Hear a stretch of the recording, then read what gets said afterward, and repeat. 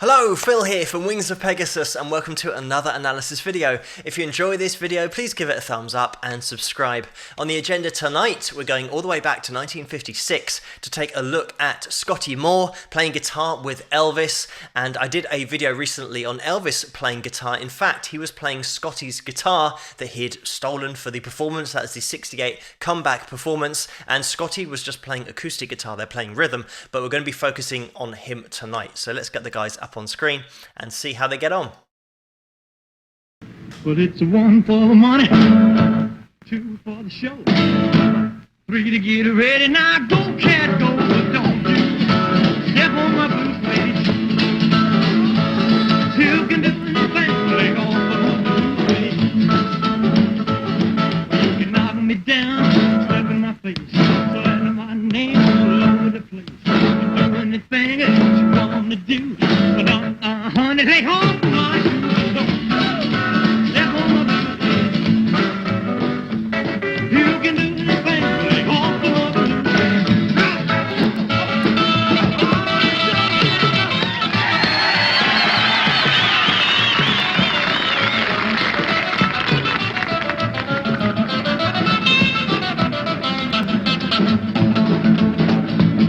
You can burn my house, steal my car, bring my liquor from an old fruit jar. We'll do anything that you want to do, but don't, honey, take off of my shoes. You can do anything, take off of my boots.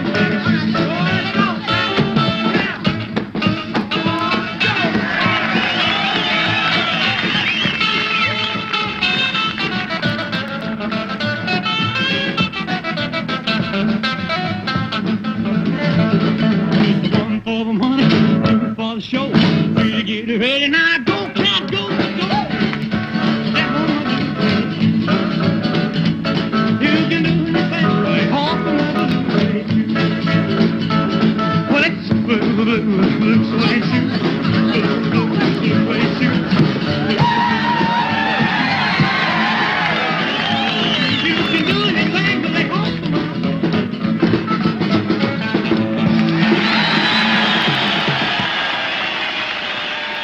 And there we have it.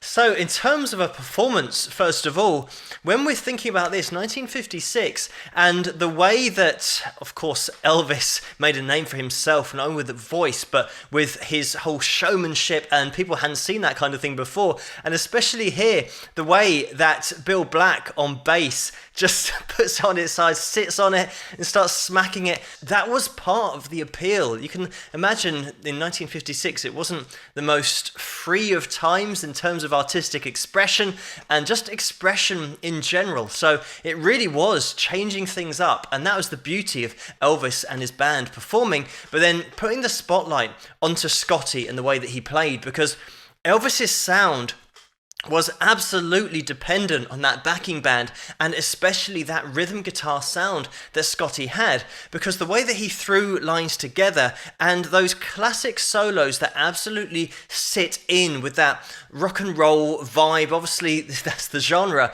but having a really authentic rock and roll lead line that's in there that isn't going to subtract anything from the track, it's just going to add to it, and that's exactly what Scotty could deliver. And it's even more impressive when you factor in that Scotty was originally influenced by players like Chet Atkins, which was very much in that country style but fingerstyle as well, playing with a thumb pick and putting together intricate lines with the right hand. So it wasn't just your classic Chuck Berry rock and roll and blues and all of those different ways that you would play with flat picking. So flat picking, by the way, is when you're just using a pick to strike the strings rather than fingerstyle when you're using your fingers. So to make that transition from having those influences of how he used to play, and then when he came to play with Elvis, then changing that up to get this rock and roll sound. And that change in playing style very much came through direction from Sam Phillips, who was at Sun Records and initially put Elvis and Scotty together. Elvis would have only been a teenager at this time, but they were in the studio with Bill on bass as well, and they'd spent the whole day trying to get something down, but it just wasn't working. The creative juices weren't flowing, so right at the end of the day, they were about to pack up, and Elvis just picked up the mic and started messing around with a track called That's Alright. And then Bill started messing around on bass, got involved, and Scotty got involved as well. And Sam poked his head around the corner and said, "What are you guys doing?" And they said, "Oh, well, we're just messing around." And he said, "Well, whatever you're doing, keep doing it, because I've got to get this down on tape." And it was the sound that Sam had been looking for, just when they were messing around, just letting everything go. And of course, that recording's gone down in history as a seminal moment in rock and roll, but that was the point at which Scotty was then changing the way that he played from that fingerstyle into flat picking and just playing great rock and roll. And it was referred to by Sam as just simplifying the playing. But there is one thing to say simplifying, but in order to play a great rock and roll solo that absolutely sits in, to even have those techniques, is impressive, especially when the player has really been focusing on fingerstyle and not flat picking. And it just goes to show the versatility that Scotty had as a player, being able to change from one style of playing to the next. It obviously worked at those flat picking techniques as well, because you can't instantly just suddenly play a great rock and roll solo with flat picking if you've been playing fingerstyle all the time. So he certainly spread those techniques around and made sure that he was a well-rounded player. And in the early days, they were known as the Blue Moon Boys, but then things really did start to kick off, obviously, with Elvis as a frontman. That's inevitably going to happen, where all the focus is now on Elvis and not so much on the band.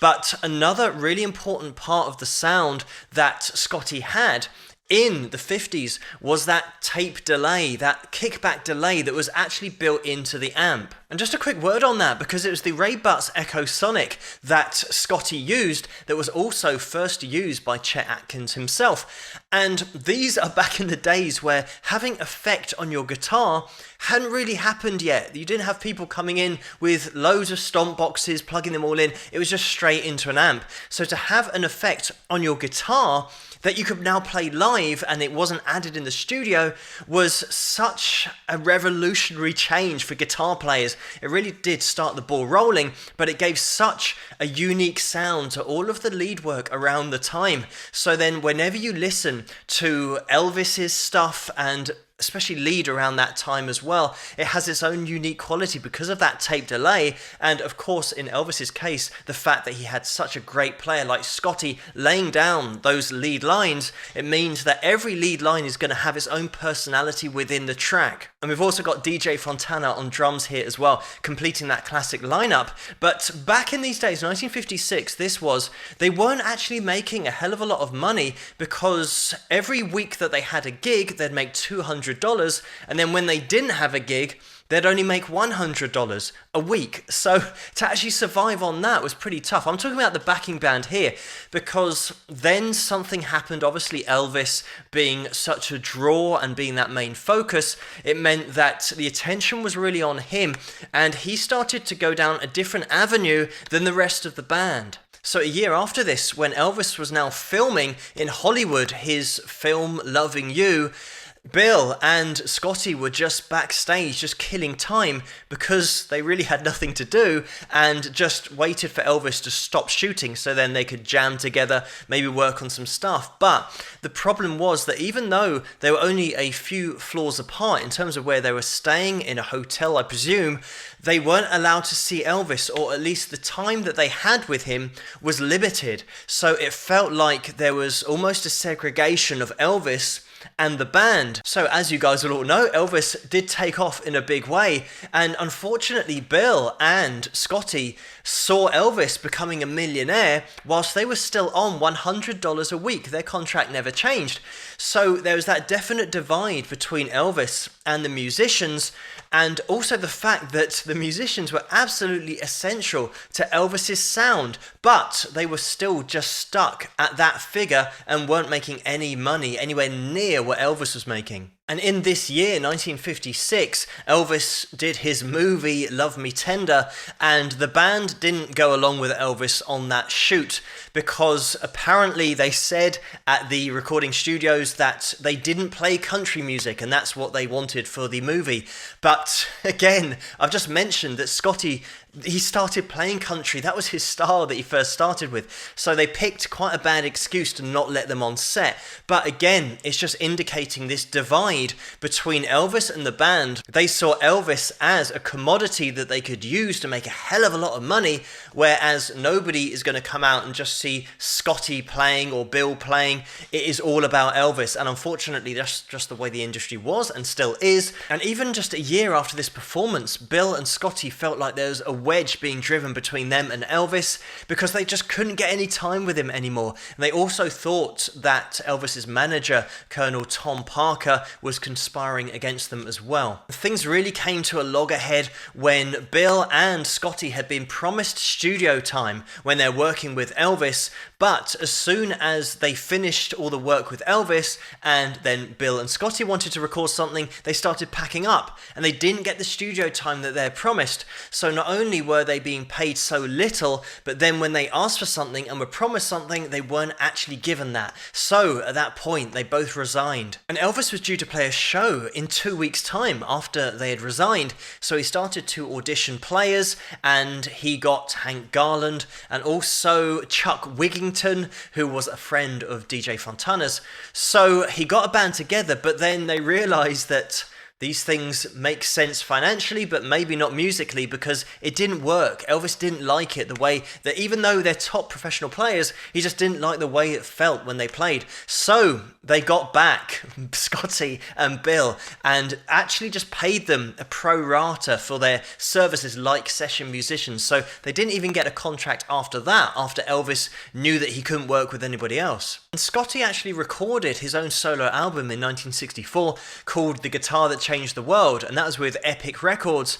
And the thanks that he got for doing that was to be sacked by Sam Phillips in 1964. So again, a really sad story that the talent that was behind Elvis really got no respect at all. And in 1968, the video that I looked at with Elvis playing Scotty's guitar, when they came together to do that for that comeback special performance, that was the last time that Scotty actually saw Elvis, and the first time that he'd seen him in quite a while, because of the fact that they totally lost contact after he was sacked. He was just literally thrown away, but then as soon as they need him again for the comeback, then they get in touch with him again. So it does really seem like he didn't get a fair deal, considering how much input he had in Elvis's sound. It's absolutely essential to that rock and roll sound was Scotty's guitar. And when I say that Scotty's playing was absolutely essential for Elvis's sound, not only the rhythm work that he's doing, but the lead work as well. When you consider that he was on the tracks That's Alright,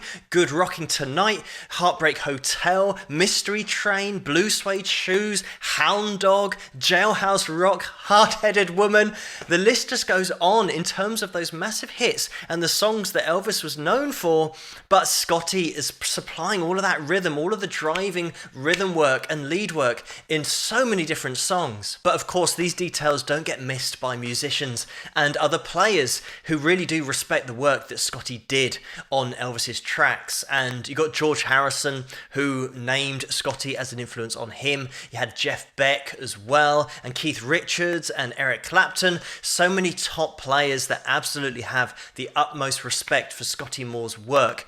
And you can see just in this video so early on the way that it was all taking shape. It's just a shame that Elvis couldn't really bring them along for the ride and they just got left behind, considering how important they were for the sound. Of course, it's great that they came back and worked with Elvis again after this period in 1957 where they resigned, but it would have been even better for them to come along and actually have a contract and work with Elvis not as equals, because you're never going to equal Elvis in terms of what he could do at the box office with movies, but even just getting a little bit of the respect and appreciation that they deserve for the amount of work they put in to this sound that they were putting out for Elvis. But thank you so much for suggesting this video for me to take a look at, and keep those suggestions coming in the comments below. Let me know what you guys think, and if you like this video, please give it a thumbs up and subscribe, and I'll see you guys at the next one. Rock!